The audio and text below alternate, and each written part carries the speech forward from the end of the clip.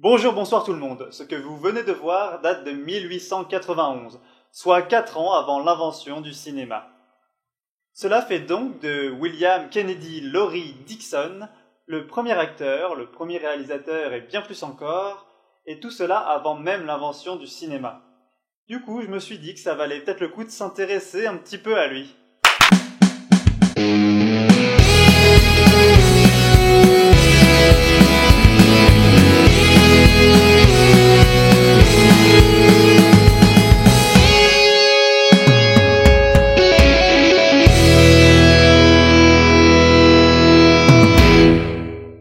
Très important précurseur du cinéma, Dickson semble pourtant condamné à rester dans l'ombre des Lumières, d'autant plus qu'il est l'adjoint d'Edison et que celui-ci a une carrure si imposante qu'il a tendance à éclipser tous ceux qui ont travaillé à proximité de lui.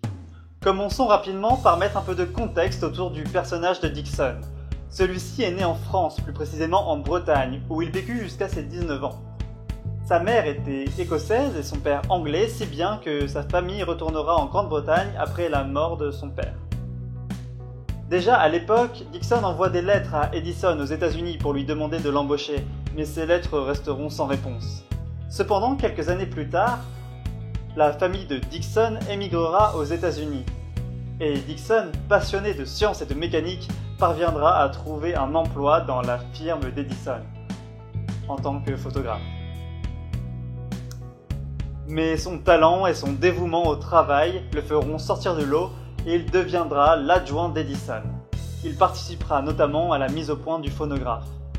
C'est à peu près à partir de ce moment qu'Edison lui confiera la tâche de faire pour les yeux ce que le phonographe est pour les oreilles. Dickson, avec l'aide de ses assistants William Hayes et Charles Kaiser, parviendra à mettre au point le kinétographe grâce à la nouvelle pellicule en nitrate de cellulose commercialisée par Eastman et que Edison modifiera très vite pour en faire la mythique pellicule 35 mm qui d'ailleurs dominera le cinéma jusqu'à l'arrivée du numérique.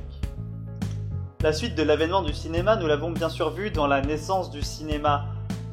Mais il y a encore 2-3 petites choses que vous ne savez pas sur Dickson et je pense que ce gros plan est le parfait format pour en parler. Bien sûr, nous ne parlerons pas de tous les travaux et de toute la vie de Dickson, mais je pense que 2 points en particulier sont particulièrement intéressants quand on s'intéresse au début du cinéma. La Black Maria et le kinétophone. La Black Maria tout d'abord est le surnom donné au premier studio de cinéma, alors que le cinéma n'a pas encore été inventé. Il doit ce surnom au papier goudronné dont on avait recouvert ses murs afin que le sujet filmé se détache bien sur le fond noir. Mais surtout, ce studio avait un toit ouvrant et la particularité que la structure entière était montée sur un plateau pivotant. Ainsi, le studio bénéficiait toujours d'un ensoleillement et donc d'une luminosité maximum puisqu'il pouvait suivre le cours du soleil. Ce studio inspirera sans doute quelques années plus tard le studio de Méliès, dont on reparlera bientôt. Le deuxième point que je voulais aborder, c'était bien sûr le son couplé à l'image. Donc en fait, il faut savoir que Dickson avait reçu très tôt, quasiment dès le début en fait, d'Edison, la consigne de coupler le son et l'image, donc le kinétographe et le phonographe, dans une invention pour avoir des films parlants, ou au moins sonores. Et Dickson va parvenir à des prototypes, tout d'abord le kinétophone et ensuite le kinéphonographe, qui vont fonctionner sur des durées très courtes seulement. Mais au-delà de quelques secondes, la synchronisation n'est pas viable et ça ne prendra pas. Il faudra attendre à peu près 40 ans pour que le procédé Vitaphone des Warner permette d'imposer le son au cinéma. Mais c'est sans doute un petit peu à cause de cette obsession d'Edison et Dickson pour le son qu'ils négligeront la projection et passeront à côté de l'invention du cinéma. Pour conclure, je voudrais me servir de l'exemple du son pour parler d'un sujet qui me tient un peu à cœur quand on parle de cinéma et notamment des évolutions techniques du cinéma. En effet, le son, on l'a vu, est une idée vraiment de base qui est là depuis quasiment les tout débuts du cinéma, même de l'idée de cinéma, c'est-à-dire avant même l'invention du cinéma. Et pourtant, 40 ans plus tard, quand il arrivera, il sera rejeté par une partie du public, des critiques ou des auteurs, pour différentes raisons bien sûr, parfois égoïstes, parfois peut-être plus sincères, Notamment, on dira que le vrai cinéma est muet, que la parole est inutile, et on aura la même chose quelques années plus tard pour la couleur, alors que la couleur, elle aussi, est là quasiment dès le début, avec les pochoirs de Méliès et d'autres choses comme ça. De la même façon, on dira non, le vrai cinéma, c'est en noir et blanc. La couleur, ça se fera peut-être un peu moins. Le son, très fortement, notamment au Japon, on le verra avec les Benchi. Mais ce qu'il faut bien comprendre, c'est que ça a été pareil à chaque fois. Et à l'époque, ça a été rejeté, et aujourd'hui, c'est pareil. On a beaucoup de rejets, notamment avec la 3D, avec le 48 images secondes, avec la vidéo en 360.